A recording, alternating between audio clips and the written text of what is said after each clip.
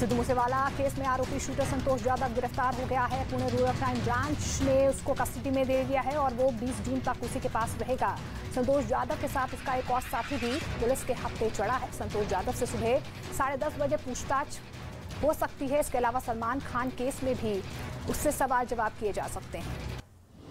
Punjab police ने मूसेवाला हत्याकांड में आरोपी संतोष जाधव की तस्वीरें जारी की हैं, जिनमें वो अलग अलग वेशभूषा में नजर आ रहा है। संतोष जाधव की पुरानी क्रिमिनल हिस्ट्री है और उसके ऊपर हत्या, फायरिंग और हत्या की कोशिश के कई मामले दर्ज हैं। शातिर अपराधी ओमकार की हत्या के बाद उस पर मकोका लगाया गया था और तभी से वो फरार है।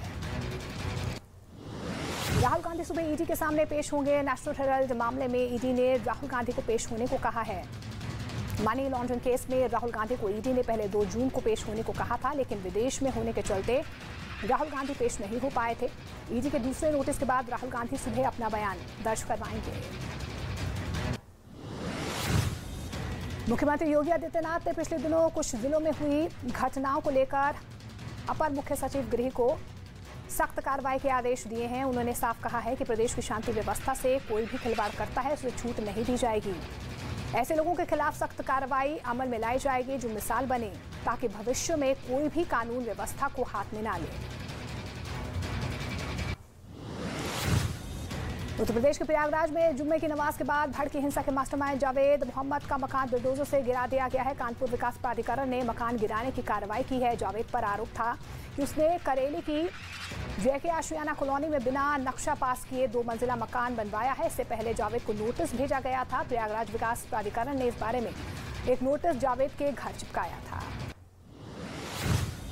भोपाल में एक महिला पर ब्लेड से अटैक करने वाले आरोपी के घर पर प्रशासन ने बुलडोजर चला दिया है। पुलिस और नगर निगम की कार्रवाई में भोपाल अरेरा हिल्स इलाके में कार्रवाई हुई है। ब्लेड अटैक का आरोपी बादशाह बेग हिस्ट्री शीटर है और उस पर करीब 32 मामले दर्ज किए गए हैं। बादशाह बेग ने अपने 2 साथियों के साथ वारदात को अंजाम दिया था। भोपाल में मुख्यमंत्री शिवराज सिंह चौहान ने ब्लेड अटैक की पीड़िता से मुलाकात की है। उन्होंने पीड़ित की बहादुरी की तारीफ की है। राज्य सरकार ने ब्लेड अटैक में घायल लड़की के पूरे इलाज का जिम्मा लिया है। उसे 1 लाख रुपए इनाम देने का ऐलान किया गया है। पीड़िता से आरोपी ने छेड़छाड़ की थी, जिसका उसने विरोध किया था, जिसके बाद उसने उस पर ब्लेड से अटैक कर दिया।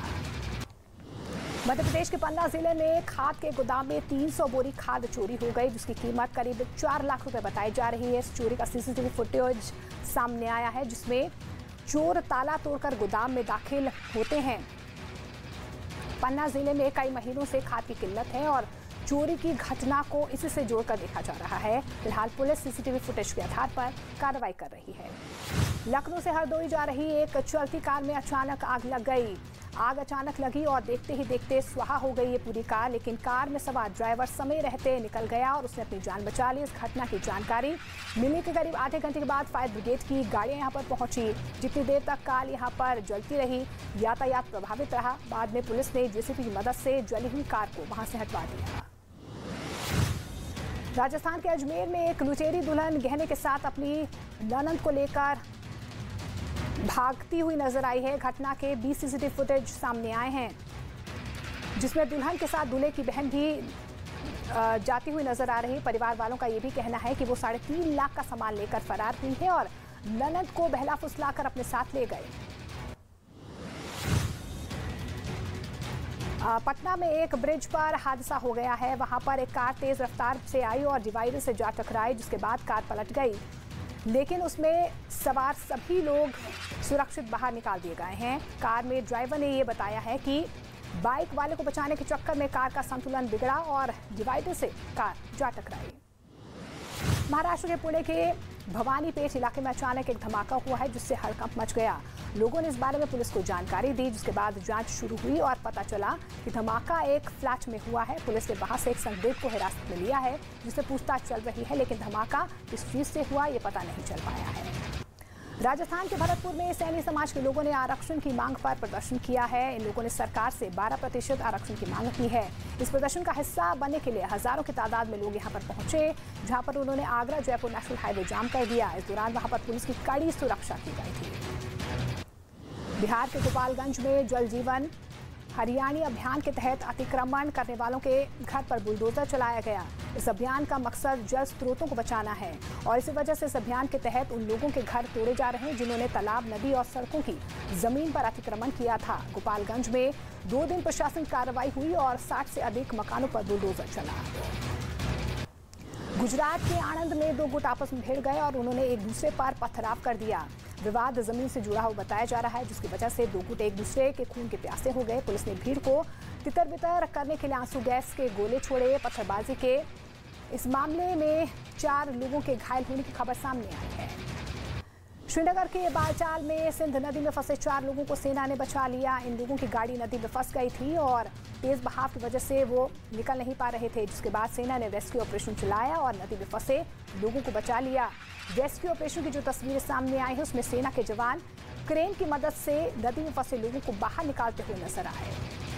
यूपी के इटावा से मारपीट का एक वीडियो सामने आया है, जिसमें 2 गुट एक दूसरे पर लाठी डंडे बरसाते हुए नजर आ रहे हैं। इन लोगों को स्थानीय लोगों ने रोकने की भी कोशिश की, लेकिन मारपीट करने वाले सुनने के मूड में नहीं थे। वहीं एक दूसरे पर वो टूट पड़े।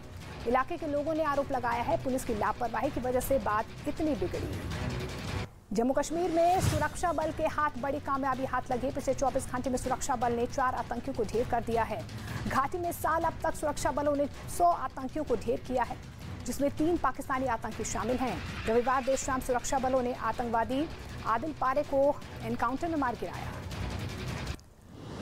मॉनसून ने महाराष्ट्र में दस्तक दे दी है। 11 जून से मॉनसून का रूप बदल रहा है। मौसम विभाग ने अगले 5 दिनों तक राज्य में बेहद मूसलाधार बारिश होने का अनुमान लगाया है। वहीं बारिश की वजह से महाराष्ट्र के अकोला जिले में करोड़ों का नुकसान हुआ है। शिवनी रेलवे स्टेशन में रखे हुए खाद और सीमेंट की बोरियां बारिश में बर्बाद हो गई। मुंबई एनसीबी ने बड़ी कार्रवाई करते हुए 4 किलो 880 ग्राम ड्रग्स जब्त किए हैं। एनसीबी मुंबई की टीम ने 2 लोगों को गिरफ्तार किया है। एजेंसी ने कहा कि जब्त की गई दवाओं को वाटर प्यूरिफायर के अंदर बने एक विशेष कैविटी में छुपाया गया था। पार्सल ऑस्ट्रेलिया के लिए भेजा जा रहा था, लेकिन एनसीबी ने कार्रवाई करते हुए ड्रग्स को पकड़ लिया। यूक्रेन युद्ध में रूस को भारी नुकसान हो रहा है। ज़ेलेंस्की दावा कर रहे हैं कि दूसरे विश्व युद्ध के बाद सबसे ज्यादा 40,000 रूसी सैनिकों की मौत हो गई है। दावा है कि रूस को सैन्य साजो सामान का भी बड़ा नुकसान हुआ है। दुनिया भर की मीडिया में रिपोर्ट्स छपती रही हैं कि पुतिन यूक्रेन युद्ध में न सिर्फ रूस की फौज का इस्तेमाल कर रहे हैं, बल्कि वो लीबिया और मंगोल लड़ाकों का भी इस्तेमाल कर रहे हैं। यूक्रेन जिस वैगनर ग्रुप के 300 लड़ाकों को मारने का दावा कर रहा है, वो पिछले 8 साल से यूक्रेन में तैनात हैं। पहले इनका काम अलगाववादी ताकतों की सहायता करना था, लेकिन जब से जंग छिड़ी है, पूर्वी यूक्रेन की जानकारी रखने वाला ये वैगनर ग्रुप पूरी तरह से एक्टिव है।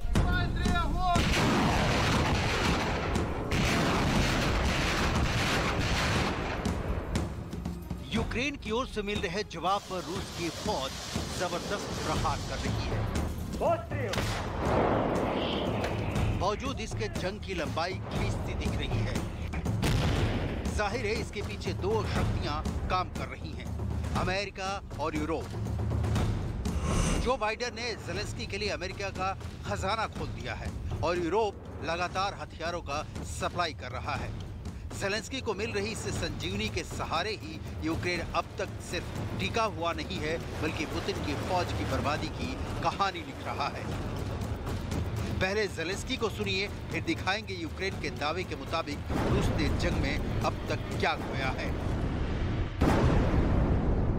Почався фінальний етап великого дипломатичного марафону, який має завершитися за 1,5 тижні.